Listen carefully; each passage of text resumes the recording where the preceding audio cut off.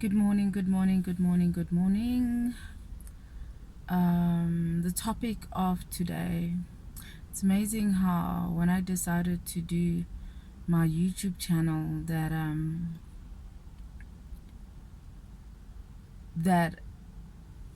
at the bottom line it was going to glorify how God has been so faithful in my life. And it's amazing that on a daily basis, there's always topics and in these topics, when I bring it up to the platform and share it, it becomes a healing process for me, and I would hope for the people that has tuned in that somehow it can also be a healing process for anyone out there. So today it's quite a sensitive topic for me. It's about your upbringing affecting your parenting skills as a mother or a father. So yesterday I had a phone call from my husband about him expressing that my oldest daughter had a problem with her neck, So I just said, oh, okay.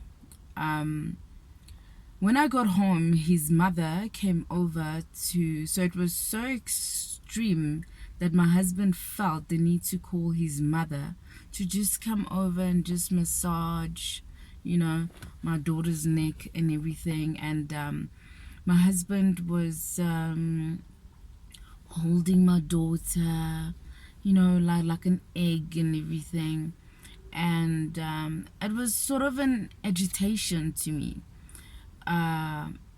going back to my upbringing.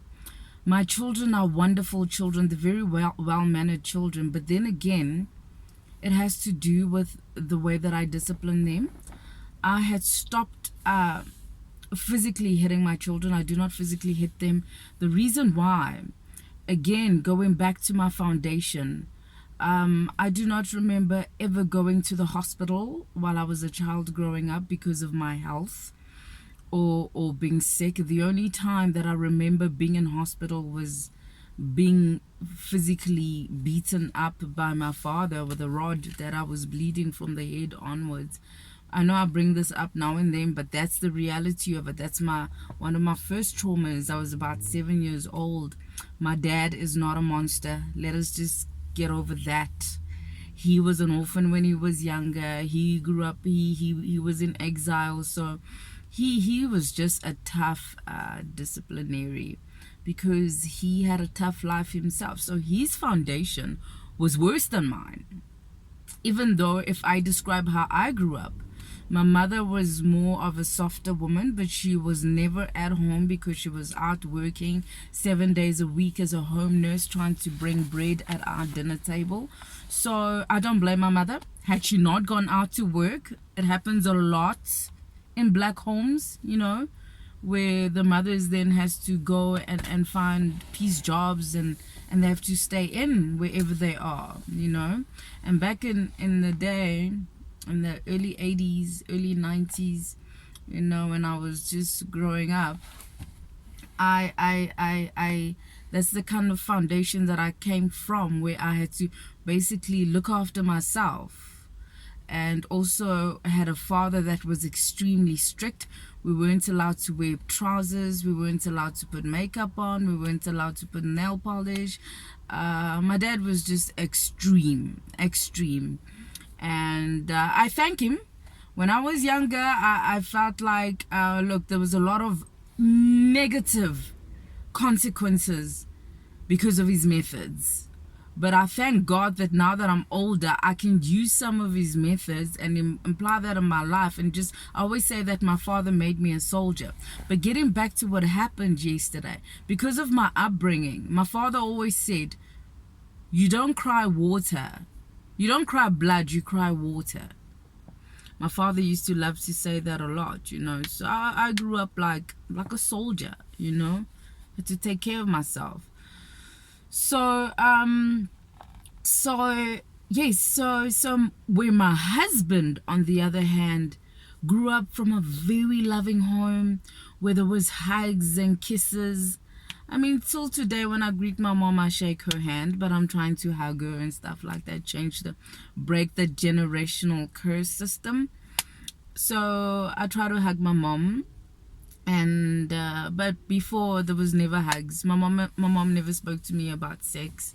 You know, that was like taboo in the house. You don't dare speak about that. If my father ever catches you watching something that is like, even like The Bold and the Beautiful, let's say that they may be kissing, that's it, you're a goner.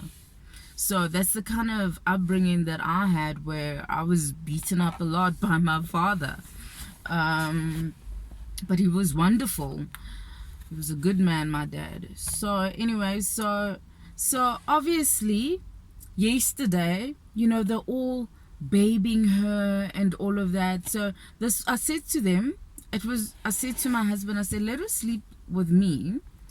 So, and in the morning she'll be fine. Her neck will be fine. It's not she's not dying, you know, because that's how I was brought up. And just going back to the reason why I don't hit my children, in the beginning, my oldest one, I tried to hit her once, and I was hitting her from anger.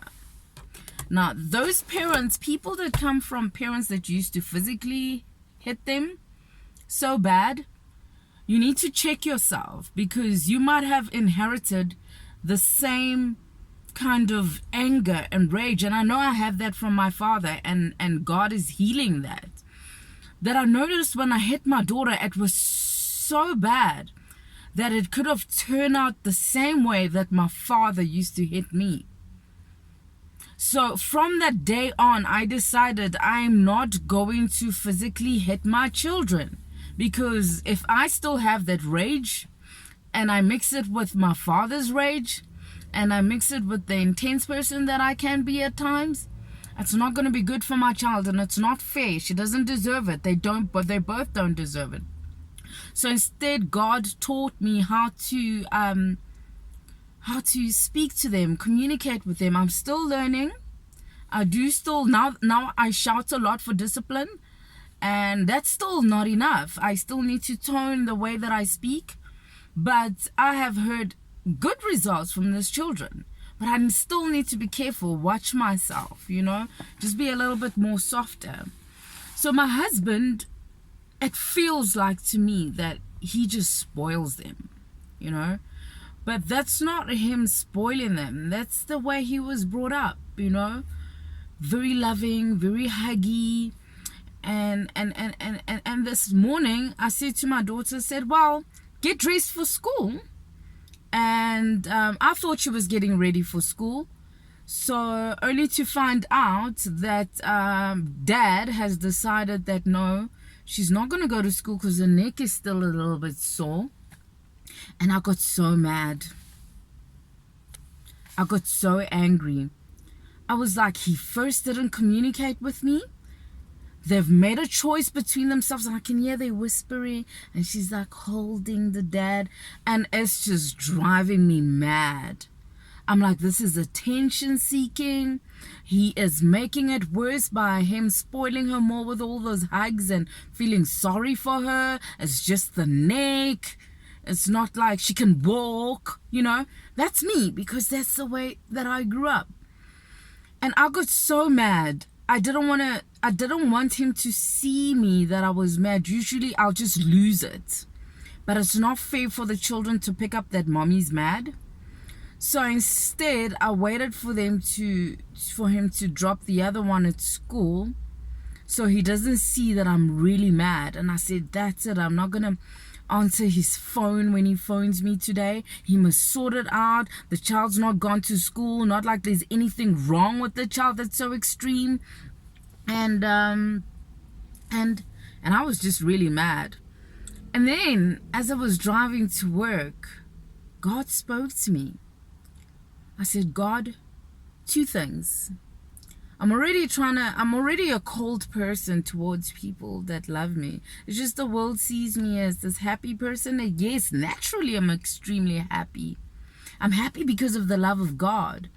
But because of the life that I've experienced, I can be quite cold. And my husband has to witnesses some of those dark sides of me that I have that God is healing. So I was like, I'm going to switch this phone off, because right now I don't want to talk, because if I'm going to talk, it's not going to sound good. And God just, I've been dealing a lot. He's revealed, I have such a revelation of pride, of rejection, you know, and of expectation. So I'm expecting, you know, my husband to understand me, and my husband is also, you know, so both ways. If you look at it both ways, different types of parenting in one household, you need to have the wisdom from God.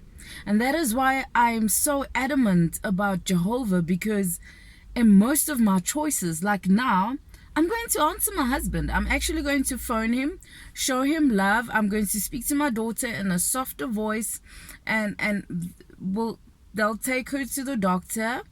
And where, I'm not lying, had I not spent time in God this week, or if I was doing other things, I wouldn't have the understanding and the wisdom to just collect myself towards myself and fix me, so that I can be a better mother to my children, a better wife to my children. So bottom line is, parenting skills are two different things. Sometimes being too good and spoiling a child too much can be a problem. So you need to know how to balance them both. You need to be have the wisdom, and the only wisdom you'll get is in the Word, and spending time with God, asking Him to advise you, asking Jehovah to guide you in this thing, so that you don't repeat history again. So I felt like, I'm so mad right now that he didn't communicate with me. He made his choice himself that the child was going to stay at home. But I'm going to speak to him in a soft tone, and we're going to communicate. And he's going to see he has been seeing a lot of changes on my side, because I'm choosing to make an effort. Yes, I'm displaying my negative vibes on for you to have healing, so we can all heal. And this journey called life is beautiful. It is a beautiful place to be. But if you're not going to have the wisdom to have God in your space, in your life, it's going to be tough. It's a tough world out there. You need to be spiritually alert. So yeah, that's it. I'm just so happy that I've made good choices, other than having this pride and sitting in my pride, which only makes the monster bigger and bigger and bigger. Peace out. Shalom. God is faithful.